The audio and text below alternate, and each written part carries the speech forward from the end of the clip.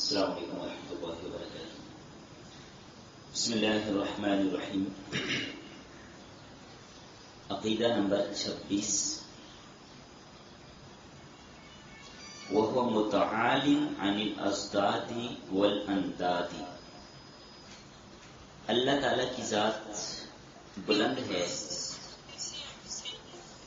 اللہ تعالی کی ذات بلند ہے ہم سروں سے اور شرکا سے۔ اللہ تعالی کی ذات ہم سروں اور شرکا سے بلند ہے، اس کا کوئی شریک نہیں ہے، کوئی اس کے ساتھ ہم سر اور برابر نہیں ہے۔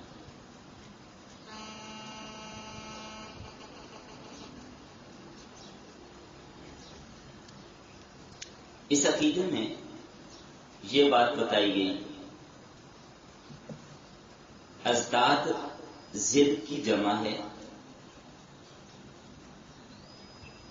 مطلب اس کا مد مقابل ہونا، ہمسر ہونا، اور انداد یہ ند کی جمع ہے، اس کا مطلب شریک ہونا۔ تو اللہ تعالیٰ بندوں اور ان کے افعال کا خالق ہے، تمام چیزوں کا مالک ہے۔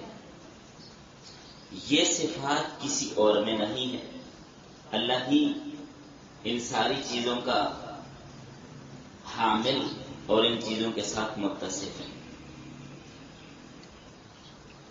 جیسے آپ سورۃ الاخلاص میں پڑھتے ہیں قل هو اللہ احد اور ولم یکن لہ کفوا احد، اللہ کا کوئی ہمسر نہیں۔ سورۃ البقرہ میں فلا تجعلوا للہ اندادا، اللہ کا شریک نہ بناؤ۔ هل من شرکائکم من یفعل من ذلک من شیء سبحانہ وتعالی عما یشرکون، کیا تمہارے شرکاء میں سے کوئی ان میں سے کچھ بنا سکتا ہے؟ اور میں اللہ کی ذات بلند ہے ان چیزوں سے جنہیں تم اس کے ساتھ شریک کرتے ہو۔ تو اس عقیدے میں بھی معتزلہ کا رد کیا گیا۔ معتزلہ یہ کہتے ہیں کہ بندے افعال کے خالق خود ہیں، بندے افعال کے خالق خود ہیں۔ حالانکہ اگر یہ نظریہ رکھا جائے تو اس میں دو خرابیاں لازم آئیں گی، دو خرابیاں اس میں لازم آئیں گی۔ نمبر ایک، شرک لازم آئے گا۔ ایک خرابی یہ ہوگی شرک لازم آئے گا۔ دوسری اللہ کا مقابل ہونا لازم آئے گا۔ بندہ جب اپنے فعل کا خالق ہوگا، اپنے فعل کا خود خالق ہوگا اور اس کو کرے گا، تو اللہ تعالیٰ کا ارادہ اس کے نہ کرنے کا ہوگا، تو بندے کا فعل ارادہ خداوندی کے بغیر ہوگا۔ تو جب بندے کا فعل اللہ کے ارادے کے بغیر ہوگا، بندے کا فعل اللہ کے ارادے کے بغیر ہوگا، تو یہ کیسے ممکن ہوگا؟ اب دیکھیں، اللہ تعالیٰ کا ارادہ اس کے نہ کرنے کا ہے، تو بندے کا فعل ارادہ خداوندی کے بغیر ہوگا، جس سے اللہ کا مقابل ہونا لازم آیا۔ تو اللہ کا مقابل، اللہ کا شریک کوئی بھی نہیں ہے۔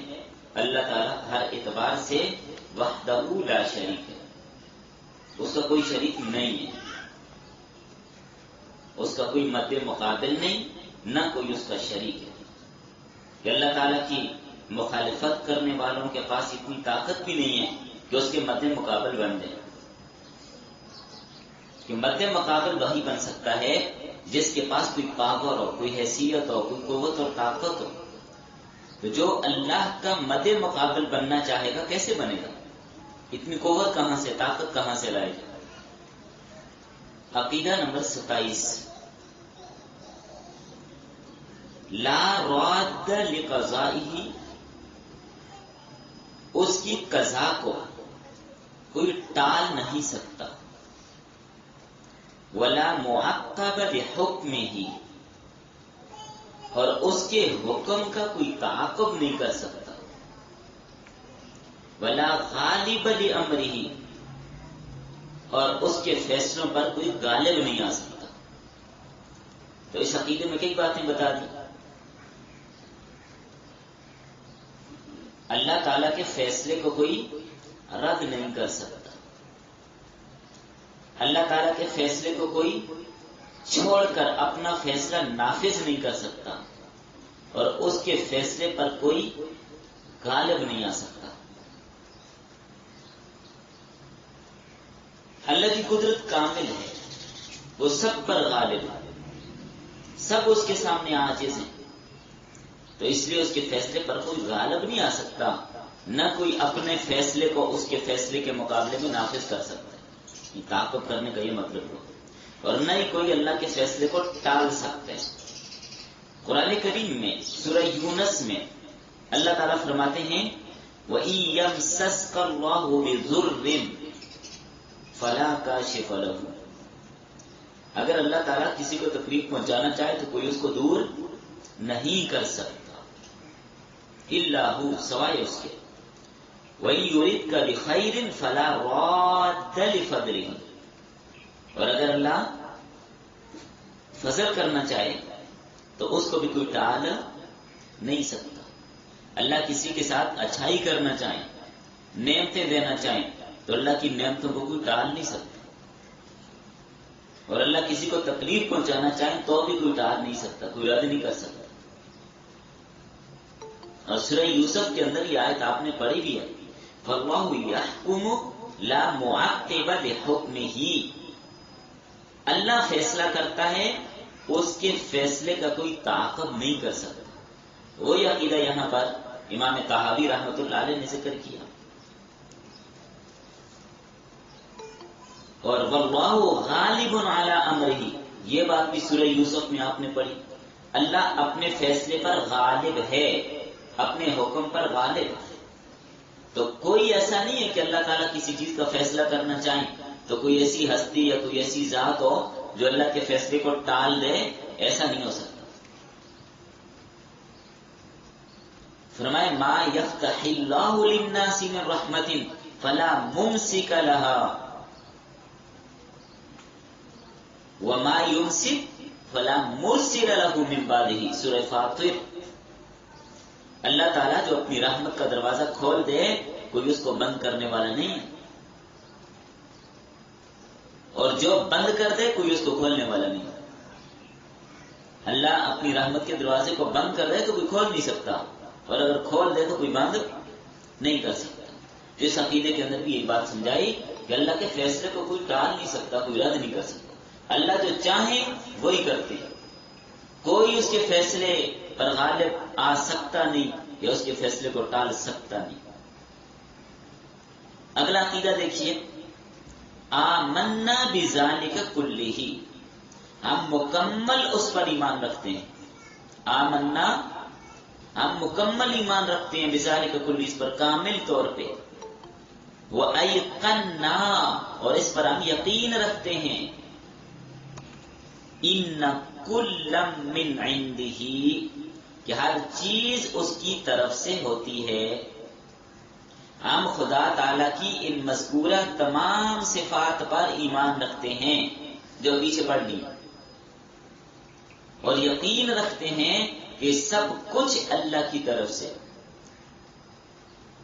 جو کچھ دنیا میں ہو رہا ہے، جو ہوا ہے، جو ہوگا، جو فیصلے اللہ کر رہے ہیں سب وہی کر رہے ہیں، اللہ کے فیصلوں کے مطابق ہو رہا ہے، اللہ کی چاہت اور مرضی کے مطابق ہو رہا ہے، اس پر ہم ایمان رکھتے ہیں۔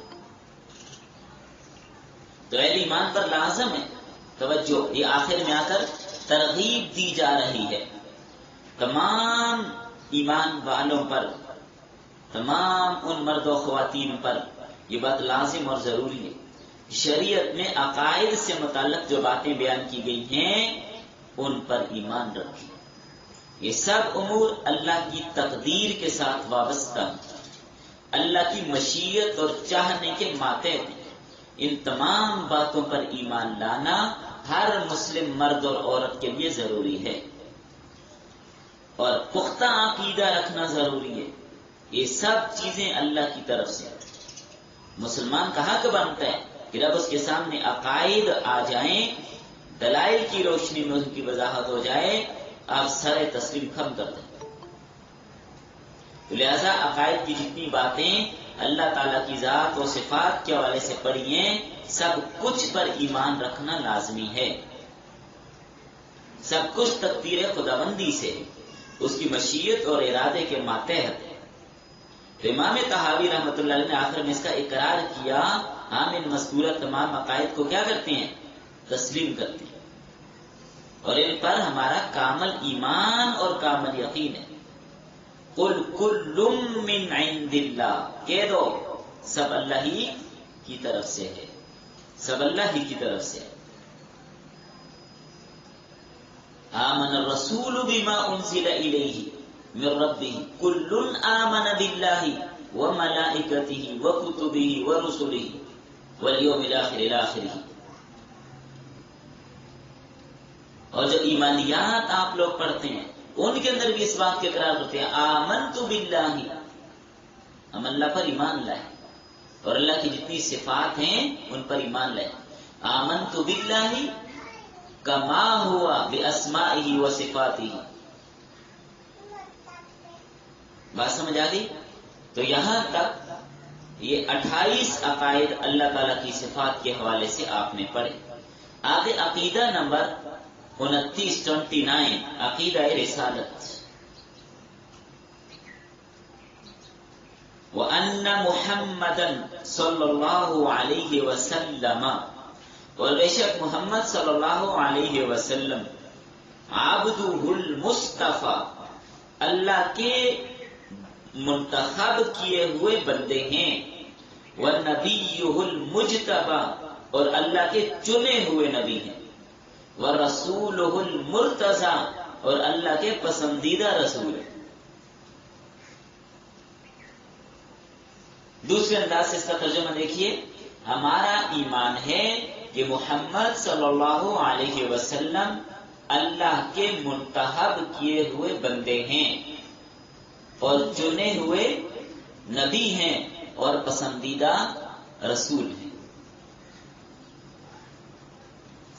تو یہاں پر کیا بات سمجھائی؟ 3 لفظ استعمال کیے، توجہ، 3 لفظ استعمال ہوئے. پہلے تھوڑی سی ان کی تشریح کر لیتے ہیں. محمد، قرآن کریم نے یہ نام بھی ذکر کیا. احمد، قرآن نے یہ نام بھی آپ کا ذکر کیا. بما نزل علی محمد، محمد الرسول اللہ والذین معہ اشداء علی الکفار. اور اسی طرح سورہ صف میں وَمُبَشِّرًا بِرَسُولٍ يَأْتِي مِن بَعْدِ اسْمُهُ أَحْمَدُ. تو یہاں پر احمد نام آپ کا ذکر کیا گیا. حضرت عیسیٰ علیہ السلام نے اپنے بعد آنے والے نبی کی خوشخبری سنائی.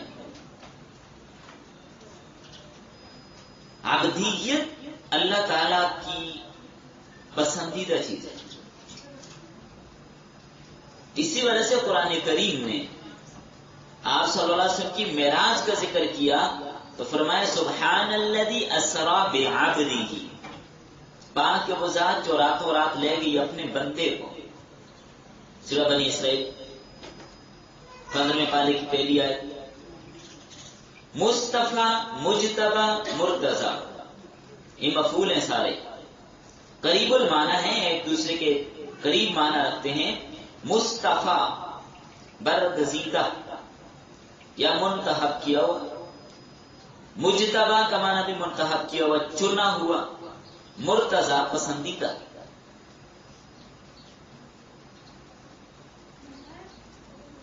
بندہ اللہ کی طرف سے عبادات کا مکلف ہے. اور عبادت کا پسندیدہ طریقہ کب پتہ چلے گا کہ عبادت کا پسندیدہ طریقہ وہی ہے جو اللہ تعالیٰ نے پسند کیا. اور اللہ تعالیٰ نے انبیاء کرام علیہم الصلوۃ والسلام کے ذریعے بندوں کو بتایا ہے کہ میں کس بات پہ راضی ہوتا ہوں. ہم دنیا میں اللہ کو راضی کرنے کے لیے سارے اعمال و افعال کرتے ہیں کہ اللہ ہم سے راضی ہو جائے. اللہ راضی ہوں گے ہمیں کیسے پتہ چلے گا؟ نبی بتائے گا کہ یہ کام کرنا اور یہ نہیں کرنا. تو اس کام کے لیے اللہ تعالیٰ نے سلسلہ شروع کیا حضرت آدم علیہ السلام سے. اگر اللہ تعالیٰ ہر بندے سے یہ کہیں کہ یہ کرو اور یہ نہ کرو، یہ کرو اور تو یہ حکمت کے خلاف. تو اس کام کے لیے اللہ تعالیٰ نے ایسے افراد کو چنا جن کو انبیاء کہا جاتا ہے، جن کو پیغمبر کہا جاتا ہے. ان کو ایسی روحانی بصیرت عطا کی کہ وہ اللہ تعالیٰ سے اور عالم آخرت سے بندوں کا تعلق قائم کریں اور اللہ کے علوم سے فیض حاصل کر کے بندوں تک پہنچائیں. بذات خود اب دیکھیں یہ کیسے پتا چلے گا کہ اللہ کی رضا کس میں ہے اور اللہ کی ناراضگی کس میں ہے؟ جب اللہ بتائیں گے تو پتا چلے گا، اس کے بغیر تو پتا نہیں ہے. تو اللہ بتائیں گے. کیسے بتائیں گے؟ ہر ایک کو اللہ بتاتے، یہ بات کی حکمت کے خلاف تھی. ہر ایک پر وحی آتی، یہ بات حکمت کے خلاف تھی اور ممکن بھی نہیں تھا کہ ہر ایک پر وحی آتی. اس لیے کہ علوم الہیہ کے انوارات اور تجلیات اتنی زیادہ ہیں کہ ہر کوئی برداشت نہیں کر سکتا. آپ لوگ روٹی کس پہ پکاتے ہیں؟ آگ پہ ڈائریکٹ یا بیچ میں واسطہ ہوتا ہے؟ بیچ میں کیا ہوتا ہے؟ توے کا واسطہ، ورنہ روٹی کیا ہوگی؟ جل جائے گی. تو اللہ اور بندے کے درمیان واسطہ ہے نبی کا. اللہ وحی بھیجیں گے نبی پر، نبی آگے بتائے گا بندوں کو، اپنی امت کو. ڈائریکٹ ہر کوئی برداشت نہیں کر سکتا کہ اللہ سے کلام کر سکے. وحی کی صورتیں کیا ہیں، کس کس طرح آتی ہیں، وہ تفسیر میں آپ کو میں نے پڑھا دی ہے، اس طرف ابھی نہیں جاتے، بات بہت لمبی ہو جائے گی. تو آپ دیکھیں نا، نبی صلی اللہ علیہ وسلم پر جب وحی آتی تھی جس کو مثل سلسلۃ الجرس کہا گیا، گھنٹی کے بجنے کی طرح، یہ کیفیت بڑی سخت ہوتی تھی. آپ صلی اللہ علیہ وسلم سواری پہ سوار ہوتے، وہ سواری وحی کے بوجھ کو نہ برداشت کرتے، اس کا پیر زمین سے لگ رہا ہوتا. اور آپ صلی اللہ علیہ وسلم پر سردیوں کے دنوں میں شدید پسینہ ٹپک رہا ہوتا جب وحی آ رہی ہوتا. عائشہ رضی اللہ عنہا فرماتی ہیں، بخاری کے اندر روایت ہے، تو وحی بہت سخت ہوتی ہے اس کی کیفیت. بعض کا اللہ تعالیٰ الہام کر دیتے ہیں، بعض کا جبرائیل علیہ السلام انسانی شکل میں آ کے بتا جاتے، بعض کا تصویری شکل میں بھی بتایا. 2 بار ایسا ہوا. معراج کے موقع پر اللہ نے بلا کسی واسطے کے آپ سے خطاب کیا، تو وحی کے ذریعے سے اللہ نبی کو بتائیں گے، نبی آگے بندوں کو بتائے گا.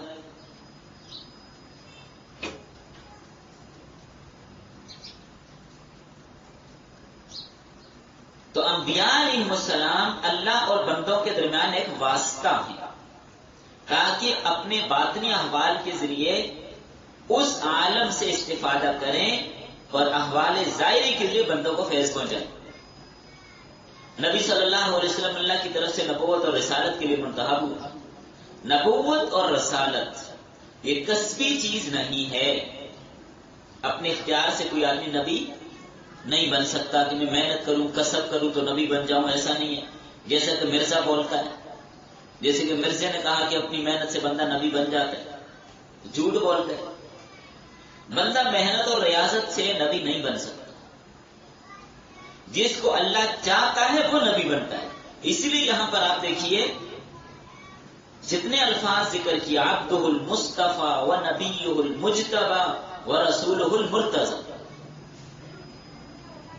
اور قرآن کریم میں اللہ تعالیٰ فرماتے ہیں اللہ اعلم حیث یجعل رسالتہ، اللہ تعالیٰ یہ خوب جانتا ہے کہ اپنی رسالت کس کو عطا کرے گا. جی کہاں رسالت رکھنی ہے، کس کو نبی بنانا ہے، اللہ خوب جانتا ہے. اللہ کو پتہ ہے اللہ کسی اندھے کو، اللہ کسی بہرے کو جو سر کے بالوں سے لے کر پاؤں تک کئی بیماریوں کا شکار ہو، اس کو اللہ نبی نہیں بناتے. کوئی مسلمہ قادیان آ جائے یا مسلمہ یمامہ آ جائے اور وہاں کا دعویٰ کر دے، اس کے دعوے کی کوئی حقیقت نہیں ہوا کرتی. اس لیے کہ نبی وہی بنتا ہے جس کو اللہ منتخب کرتے ہیں. ہر کوئی اپنی مرضی سے نبی نہیں بن سکتا. کہ ہر کوئی ایرا غیرا نتھو خیرا اٹھ کے آگے دعویٰ کر رہا ہے کہ میں نبی ہوں. جس کی ساری زندگی چوریوں میں گزری، باپ کی پینشن چھپا کے کھا جاتا تھا بدبخت مرزا قادیانی، بعد میں وہ بھی کہتا ہے میں نبی. نبی صلی اللہ علیہ وسلم اللہ کے بندے، مخلوق میں صفت کمال، ابدیت میں کمال پیدا ہونا. جس قدر ابدیت کامل ہوگی اسی قدر درجہ بلند ہوگا.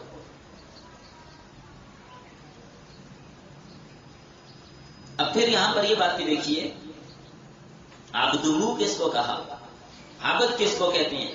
عبد تین باتیں ذکر کی یہاں پہ، توجہ. تین لفظ، عبد، نبی، رسول. عبد، نبی، رسول. عبد کا مطلب آپ بشر ہیں، آپ انسان ہیں، اللہ تعالیٰ کی عبادت گزار ہیں. نبی، نبی کس کو کہتے ہیں، توجہ. نبی کی تعریف، انسان مبعوث من اللہ، معصوم عن الخطا، مفروض الاتباع. یہ نبی کی کئی تعریفیں کی گئی ہیں، یہ مختصر تعریف ہے، یہ مختصر تعریف ہے نبی کی. دوبارہ عرض کر رہا ہوں، انسان، نبی کون ہوتا ہے، انسان ہوتا ہے. مبعوث من اللہ، اللہ کی طرف سے مبعوث ہوتا ہے. معصوم عن الخطا، گناہوں سے پاک ہوتا ہے. مفروض الاتباع، مفروض الاتباع تو اس کی اتباع فرض ہوتی ہے، نبی کی اتباع فرض ہوتی ہے. تو معلوم ہوا نبوت وحی ہے، کسبی نہیں ہے. مفروض الاتباع، طبیعت سے اتباع ہے. توجہ، آج اتباع کا معنی بھی سمجھ ہی لیجیے. اتباع کیا ہوتی ہے؟ لغوی تحقیق کے اعتبار سے دیکھا جائے تو طبیعت، طبیعہ. زکوٰۃ کے مسئلے میں جانوروں کے نصاب میں آپ یہ پڑھیں گے، طبیعہ جانور کا بچہ. طبیعہ جانور کے اس بچے کو کہتے ہیں جو اپنی ماں کے پیچھے چلتا ہے. ماں جدھر بھی جائے ادھر ہی جاتا ہے، ماں جہاں بھی جائے وہیں جاتا ہے. وہ بچہ ماں کی یہ بات نہیں دیکھتا یہ کیوں جا رہی ہے، کہاں جا رہی ہے، کیسے جا رہی ہے، نہیں دیکھتا. جہاں بھی ماں جا رہی ہے وہ بچہ اس کے پیچھے جاتا ہے. تو کیا مطلب ہوا؟ اتباع کیا ہوتی ہے کہ تم نے نبوت کے پیچھے چلنا ہے، ہر حکم کو ماننا ہے، نبی کی ہر بات کو تسلیم کرنا ہے، چاہے وہ تمہیں سمجھ میں آئی یا تمہیں نہ آئی. نبی کی ہر بات کو ماننا ہے، تمہاری سمجھ میں آتی ہے یا نہیں آتی، اس کا نام ہے اتباع. سمجھ میں نہ آئے تب بھی ماننا ہے، سمجھ میں آئے تب بھی ماننا ہے، اس کا نام کیا ہے؟ اتباع. اس کو اتباع کہتے ہیں. اور عبد کہا کہ وہ بشر ہیں. تمام انبیاء کرام علیہم الصلوۃ والسلام انسانوں میں سے، کوئی بھی نبی جن بھی نہیں تھا، فرشتہ بھی نہیں تھا، سارے نبی کیا تھے؟ انسان. وہ انسان، تمام انبیاء انسانوں میں تھے. مبعوث من اللہ تعالی. قرآن کریم میں جہاں پر بھی مشرکین نے، انبیاء کرام کی امتوں نے ان سے کہا کہ آپ تو بشر ہیں، تو یہی جواب ملا کہ سارے نبی بشر تھے، سارے نبی بشر تھے. اور بعض جگہوں پر یہ فرمایا وہ سارے کے سارے انسان تھے، کھانے پینے والے تھے، بازاروں میں چلنے پھرنے والے تھے. وقالوا اتخذ الرحمن ولدا سبحانه بل عباد مکرمون. اب اس آیت کے اندر بھی دیکھ لیجیے، اور جہاں کہیں بھی مشرکین نے اعتراض کیا وہیں پر یہ بات کہی. اور بعض مقامات پر آپ نے قرآن کریم کی تفسیر میں، جو آپ تفسیر پڑھنے والی ہیں، آپ نے یہ بات پڑھ لی ہے. کیا فرمایا؟ اگر زمین پر فرشتے رہ رہے ہوتے تو ہم کسی فرشتے کو نبی بنا کے بھیجتے. جب انسان رہے نا تو انسان کے پاس انسان ہی نبی بن کر آئے. انسانوں کی طرف فرشتے اگر نبی بن کے آ جائیں تو فرشتہ نمونہ نہیں بن سکتا، اس لیے کہ انسانوں کی طرف جو نبی بن کر آئے گا اس نے ایک پریکٹیکل عملی نمونہ بن کے آنے. اب نبی آئے اور آ کر کہے روزے رکھو، اور وہ ہو فرشتہ، آگے سے انسان کہے ہم روزے رکھیں، ہمیں تو بھوک لگتی ہے، ہمیں پیاس لگتی ہے، ہمیں کھانا کھانا ہوتا ہے، ہمارے ساتھ پیٹ ہے، معدہ ہے، کھاتے ہیں ہم، ہمارے دانت، ہمارے منہ، زبانیں، ہمیں کھانے کی ضرورت ہے. آپ تو فرشتے ہو، آپ کو تو بھوک لگتی نہیں، آپ روزہ رکھ سکتے ہیں، ہم کیسے رکھیں؟ تو کب انسانوں نے اس فرشتے کی اتباع کر دی تھی؟ تو انسان کو نبی بنا کے بھیجے جس نے عملی طور پر پریکٹیکل کر کے دکھائے، دیکھو میں بھی رکھ رہا ہوں، میں بھی نماز پڑھ رہا ہوں، میں بھی جہاد کر رہا ہوں، میں بھی یہ اعمال کر رہا ہوں. بات سمجھ آ گئی؟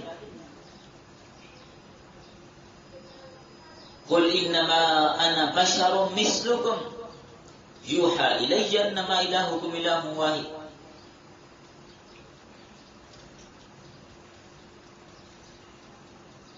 اور ایک لفظ ہے رسول.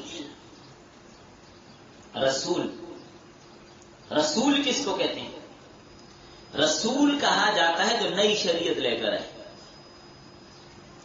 نبی، نبی نبا ان سے ہے خبر کے معنی میں، جو اللہ تعالی سے خبریں لے کر امت کو پہنچائے. تو نبوت عام ہے، رسالت خاص ہے. اس لیے بعض محققین نے لکھا ہے کہ رسولوں کی تعداد کم و بیش 313 ہے. 313 رسول ہیں، حقیقت اللہ تعالیٰ جانتے ہیں. رسول اس کو کہتے ہیں جو نئی شریعت لے کر آئے، نئی کتاب لے کر آئے، نئے احکامات لے کر آئے. اور نبی اس کو کہتے ہیں جو نئی شریعت لے کر نہیں آتا، نئی شریعت لے کر نہیں آتا، اپنے سے پہلے آنے والے رسولوں پر جو کتاب آئی ہوتی ہے اسی کتاب کی تبلیغ کرتے ہیں. جیسے بنی اسرائیل میں رسول حضرت موسیٰ علیہ السلام ہے، حضرت ہارون علیہ السلام نے انہی کی کتاب کی تبلیغ کی. ایسا ہی ہے نا، حضرت یوشع علیہ السلام نے انہی کی کتاب کی تبلیغ کی. پھر اسی طرح آگے چلیے، حضرت داؤد علیہ السلام پر کتاب آئی، لیکن اس کے اندر صرف اللہ کی حمد و ثنا تھی، اللہ کی حمد و ثنا تھی، احکامات نہیں تھے. احکامات تورات والی چلتے تھے. پھر آگے چلتے چلتے چلتے حضرت عیسیٰ علیہ السلام آئے، ان پر الگ کتاب آئی.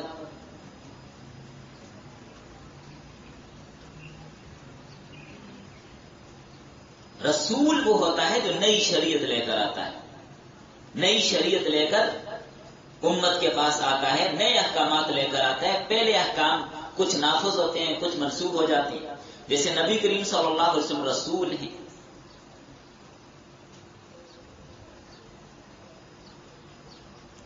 دیکھیے قرآن کریم کی اس آیت میں ما کان محمد ابا احد من رجالکم ولکن رسول اللہ وخاتم النبیین. اس آیت کے اندر اسی بات کی طرف اشارہ کیا، میں آگے چل کے سمجھاتا ہوں.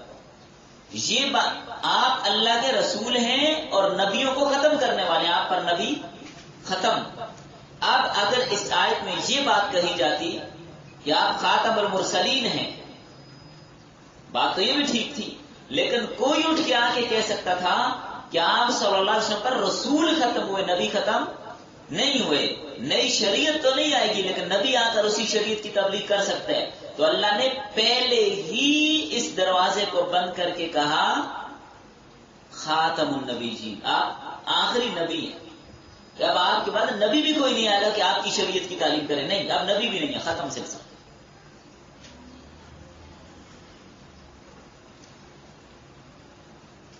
مرتضی، آپ صلی اللہ علیہ وسلم منتخب رسول ہیں. لقد من اللہ علی المؤمنین اذ بعث فیہم رسولا من انفسہم یتلو علیہم آیاتہ ویزکیہم ویعلمہم الکتاب والحکمہ وإن کانوا من قبل لفی ضلال مبین. اللہ نے مومنوں پر بہت بڑا احسان کیا کہ انہی میں ایک رسول بھیجا. اس بعث فیہم رسولا، تو انہی میں سے اس رسول کے انتخاب کیا. معلوم ہوا کہ انہی میں سے، انسانوں میں سے ہی اللہ نے رسول بھیجا ہے، تو منتخب شدہ. باقی آپ کے معجزات، آپ کی رسالت کے دلائل ہیں، اس طرف ابھی نہیں جاتے، وہ بھی لمبا موضوع ہے. اپنے مقام پر شاید کہیں بات آئے گی تو پھر اس کا تذکرہ کریں گے. آگے دیکھیے اگلا عقیدہ نمبر 30.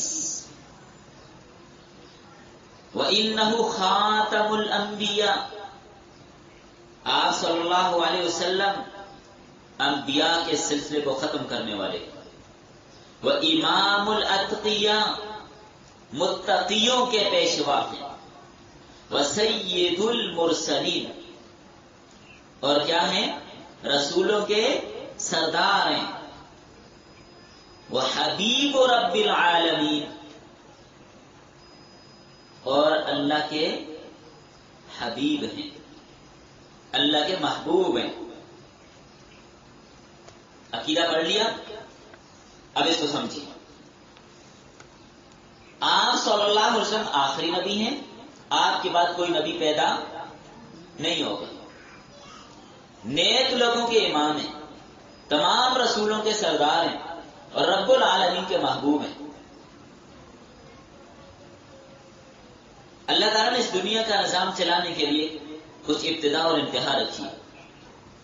اللہ کی ذات ہے کہ جس کی ابتدا بھی نہیں ہے، انتہا بھی نہیں ہے. باقیوں کی یہ صرف نہیں ہے.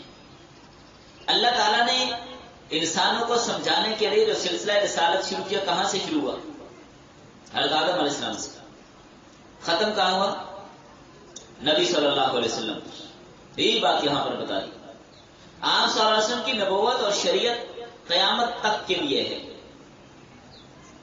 اب کسی نئے نبی کی کوئی ضرورت نہیں.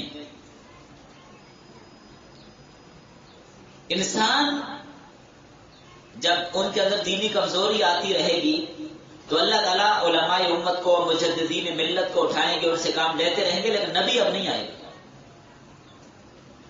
قرآن کریم نے الیوم اکملت لکم دینکم واتممت علیکم نعمتی ورضیت لکم الاسلام دینا، اس آیت کے اندر بھی اعلان کروا دیا، آج میں نے تمہارے لیے تمہارا دین مکمل کر دیا، اور اپنی نعمت سے مراد یہاں پر سلسلہ نبوت ختم کر دی، اور تمہارے لیے دین اسلام کو میں نے پسند کر دیا.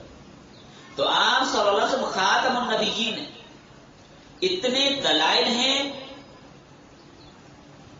دلائل ہیں آپ کی ختم نبوت پر. خدا کی قسم ہم جیسا نالائق بندہ بھی بیٹھ کر بیان کرنا شروع کر دے، ایک سال بھی ختم نہیں ہوگا. آپ کی ختم نبوت پہ اتنے دلائل ہیں، انبار موجود ہے. لیکن جس کی قسمت میں شقاوت اور بدبختی لکھی ہے، اس کو نظر نہیں آتی.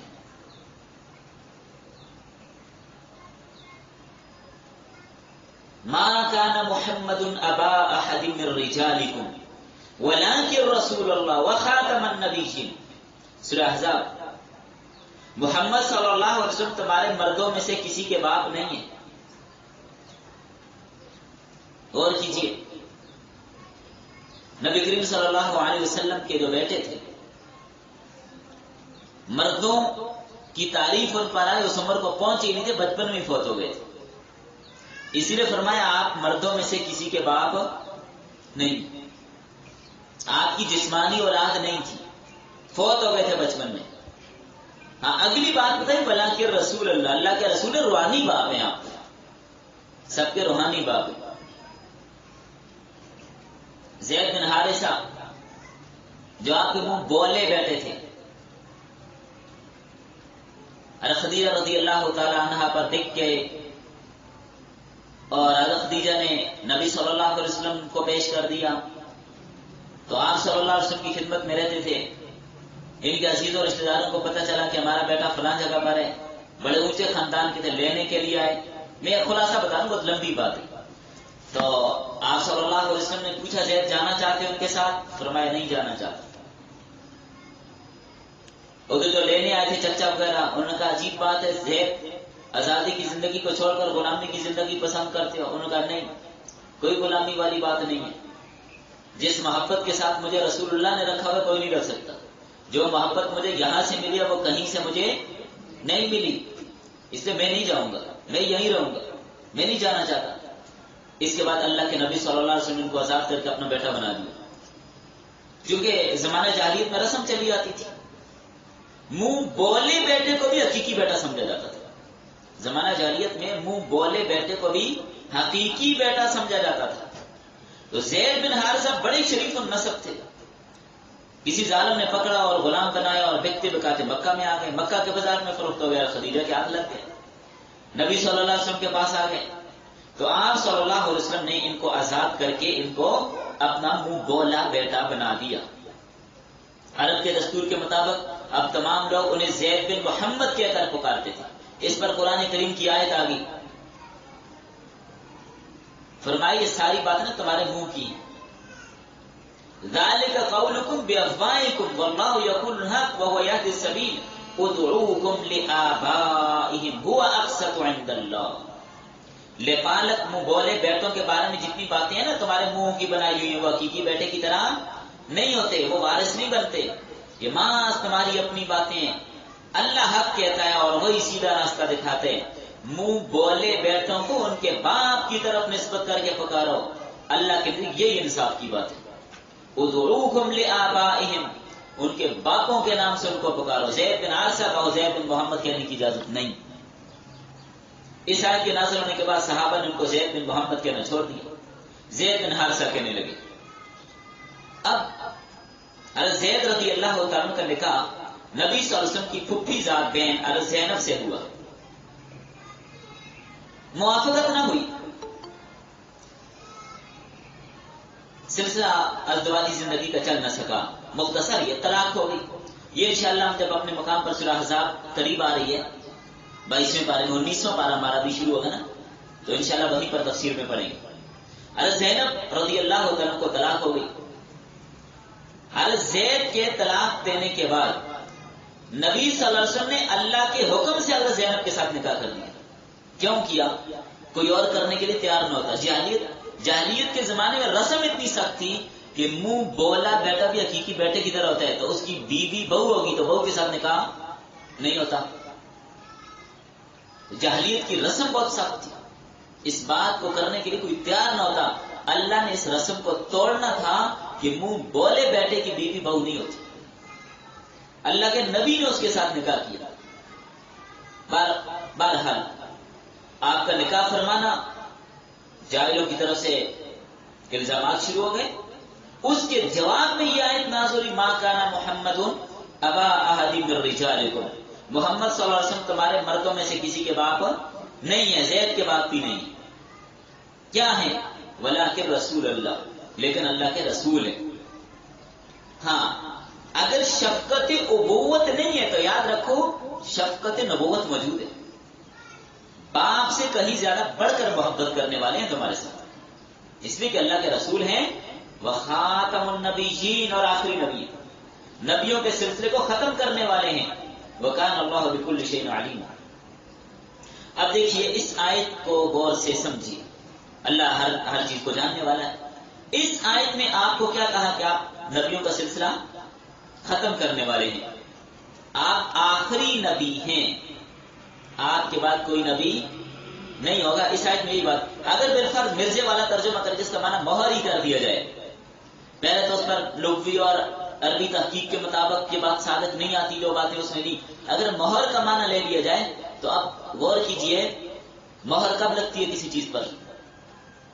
جب اس کا اختتام ہوتا ہے، جب اس کا اختتام ہو جاتا ہے۔ آپ نے خط لکھا، بند کر کے اوپر مہر لگا دیا، اب اس کو کھولنے کی اجازت نہیں، اب یہ بند ہو گیا، تو نبیوں پر مہر لگ گئی، اب اور نبی کوئی نہیں آئے گا۔ تب بھی یہی معنی ہے، تب بھی یہی معنی ہے کہ نبیوں پر مہر لگ گئی۔ ختم اللہ علی قلوبہم، اللہ نے ان کے دلوں پر مہر لگا دی، اس لیے کہ اب ان کے دلوں کے اندر ایمان نہیں جا سکتا، اور اندر کی چیز باہر اور باہر کی چیز اندر نہیں جا سکتی، بند ہو گیا، تو نبی صلی اللہ علیہ وسلم نبیوں کی مہر ہے کہ آپ کے بعد اور کوئی نبی نہیں آ سکتا. یہی مطلب ہے یہاں پر بھی. اور آپ قرآن کریم میں دوسرے مقام پر دیکھیے، یسقون من رحیق مختوم ختامہ مسک، اہل جنت کو جو شراب دی جائے گی وہ سر بمہر ہوگی، اندر کی خوشبو اور لطافت باہر نہیں آ سکے گی، اور باہر سے کوئی چیز اس کے اندر نہیں جا سکے گی کہ اس کی لطافت میں کمی آ جائے، ایسا نہیں ہوگا. تو یہاں پر بھی مہر کا معنی پھر یہی ہوگا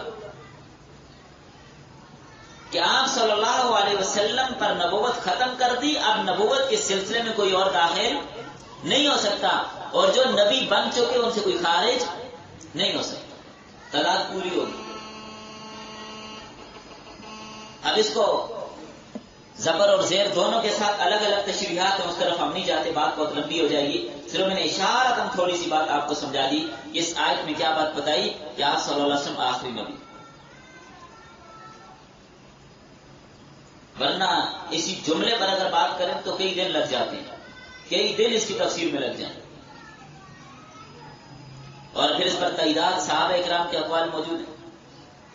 اللہ کے رسول صلی اللہ علیہ وسلم نے فرمایا انه سيكون في امتي كذابون ثلاثون كلهم يزعم انه نبي وانا خاتم النبيين لا نبي بعدي. مسلم کی حدیث ہے، فرمایا میری امت میں 30 بڑے بڑے کذاب اور دجال پیدا ہوں گے. فی امتی کذابون ثلاثون، 30 بڑے بڑے، کلهم یزعم انه نبی، ہر ایک اس بات کا دعویٰ کرے گا کہ وہ نبی ہے. لیکن فرمایا سنو وانا خاتم النبیین، میں آخری نبی ہوں، لا نبی بعدی، میرے بعد کوئی نبی نہیں ہوگا. تو یہ ہے آپ کی ختم نبوت. اس حدیث میں کئی باتیں معلوم ہوتی ہیں کہ اللہ کے رسول نے اس بات کی پیشن گوئی کی کہ آپ کے بعد جھوٹے مدعیان نبوت پیدا ہوں گے، لیکن وہ سارے جھوٹے ہوں گے، ان میں سے نبی کوئی بھی، سچا نبی اب کوئی بھی پیدا نہیں ہوگا. فرمایا نبوت مجھ پر ختم ہو گئی. اگر کسی قسم کی نبوت باقی ہوتی تو پھر تو یوں کہا جاتا کہ میرے بعد نبی بھی آئیں گے، دجال بھی آئیں گے، کذاب بھی آئیں گے. اچھی طرح غور و فکر کرنا، جو نبی ہو اس کی ماننا، جو دجال ہو اس سے بچنا، آپ یہ کہتے. لیکن ایسی بات تو نہیں کہی. مطلقاً فرمایا کہ میرے بعد جو بھی اس بات کا دعویٰ کرے میں نبی ہوں، وہ کذاب اور دجالی ہو. پھر جھوٹے مدعی امتی اور محمدی ہونے کے بھی مدعی ہوں گے، جیسا کہ اس حدیث میں سیکون فی امتی، میری امت میں ہوں گے. ساتھ یہ بھی کہیں گے کہ امتی نبی ہیں، جیسے مرزا قادیانی کہتے ہیں کہ امتی نبی ہو سکتا ہے. یہ منطق اسی کی سمجھ میں آتی ہوگی، ہمیں نہیں معلوم. لوگوں کو دھوکہ دینے کے لیے وہ ایک عورت جو اٹھی تھی سجاہ نامی، اس نے کہا جی اس آیت میں یہ بتایا کہ کوئی مرد نبی نہیں ہوگا، عورت ہو سکتی ہے.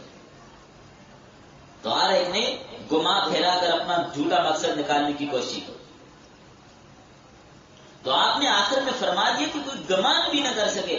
آخر میں آخر فرما دیا حالانکہ میں آخری نبی وَأَنَا خاتم النبیین، میں آخری نبی ہوں. نبیوں کو ختم کر دیا، لا نبی بعدی، میرے بعد کوئی نبی نہیں ہوگا، وضاحت کر دی. تو خاتم النبیین کا معنی آخر النبیین، میں آخری نبی. تو حدیث کے اس جملے نے مدعیان نبوت کے جھوٹے ہونے کو ذکر کر دیا.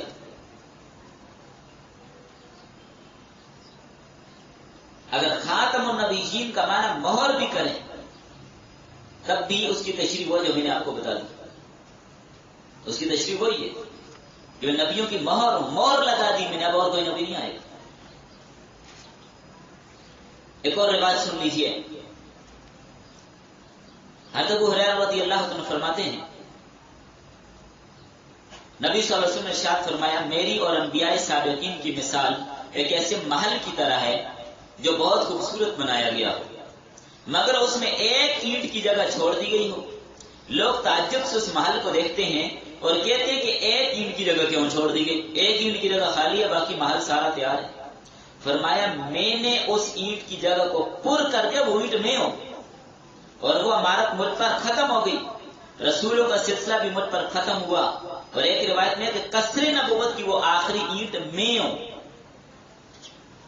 مشکات شریف کے اندر بھی حدیث موجود ہے، قصر نبوت کی، محل نبوت کی آخری اینٹ، وفی روایت فانا، وہ میں ہوں، اور ساتھ فرمایا وَأَنَا خَاتَمُ النَّبِيِّينَ، میں نبیوں کو ختم کرنے والا ہوں، بخاری اور مسلم کی روایت۔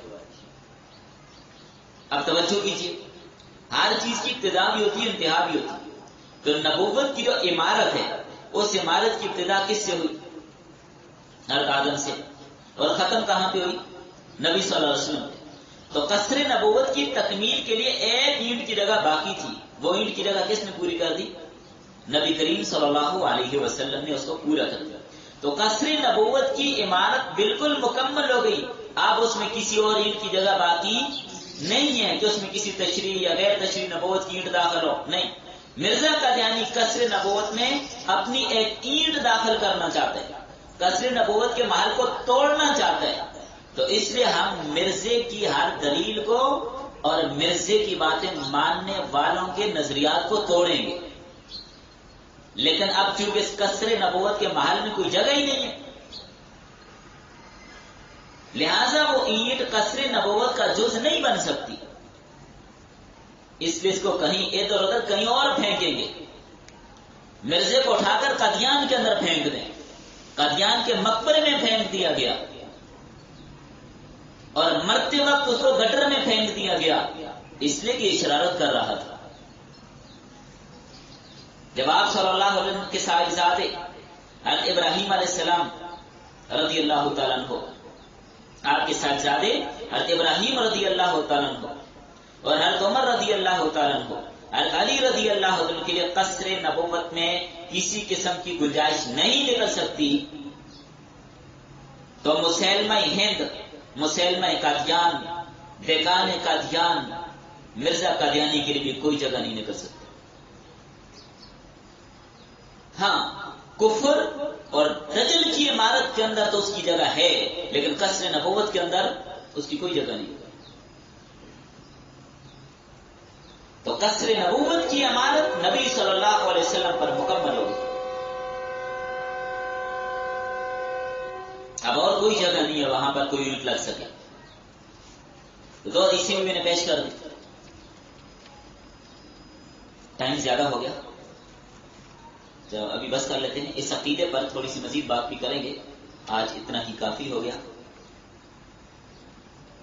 جی، آج کے سبق میں جو عقیدہ نمبر 30 آپ نے پڑھا کہ آپ صلی اللہ علیہ وسلم آخری نبی ہے، اس پر تھوڑی سی مزید بات بھی انشاءاللہ کریں گے۔ چلیں بس۔